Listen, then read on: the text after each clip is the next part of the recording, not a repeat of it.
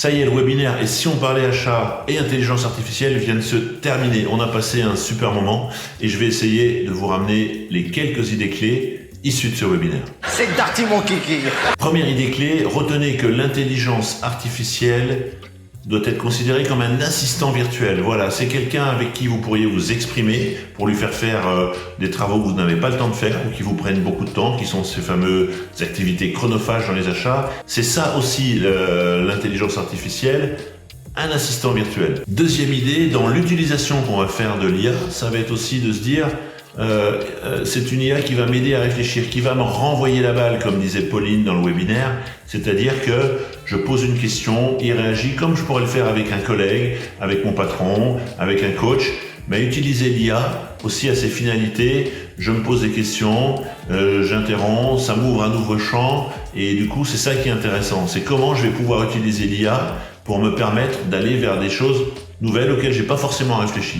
Comme on le ferait avec, une fois encore, avec un ami ou un collègue de travail. Troisième idée, pour bien utiliser l'intelligence artificielle, il faut apprendre à l'utiliser régulièrement. L'intelligence artificielle se nourrit de ce que vous êtes, de la manière dont vous raisonnez, des informations qu'elle a déjà trouvées, de ce que vous lui avez déjà demandé. Donc cette mécanique à apprendre, bien du coup, elle la met à disposition. Si jamais on l'interroge que trop peu souvent, eh bien, elle va apprendre moins régulièrement. Donc, n'hésitez pas à l'utiliser, à la solliciter.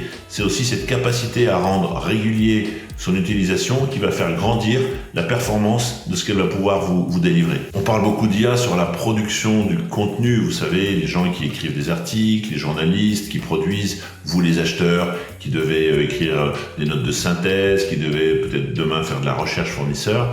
Mais l'IA est aussi très utile, et Loïc nous l'a montré pendant le webinaire, sur l'utilisation de la donnée à travers Excel.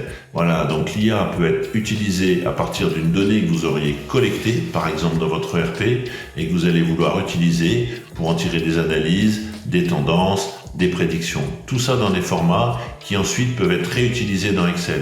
Cinquième idée, dans les utilisations très opérationnelles, on a détecté pendant notre webinaire l'utilisation autour des stratégies d'achat, les utilisations autour du sourcing, l'utilisation au cours des échanges écrits qu'on peut avoir soit par mail, soit par courrier avec nos fournisseurs.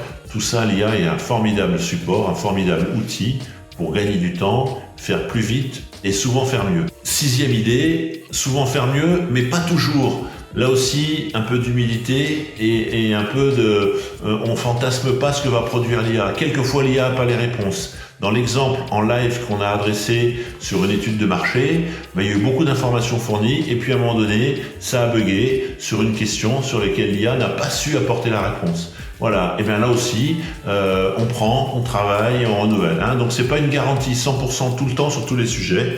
Il y a quelquefois des thèmes ou des sujets sur lesquels l'IA ne pourra pas vous apporter la réponse. Et bien du coup, on continue à travailler et à apprendre. Et puis enfin, la dernière idée, la septième, c'est de se dire qu'on est au début de l'utilisation concrète dans nos métiers, dans nos activités, dans nos organisations.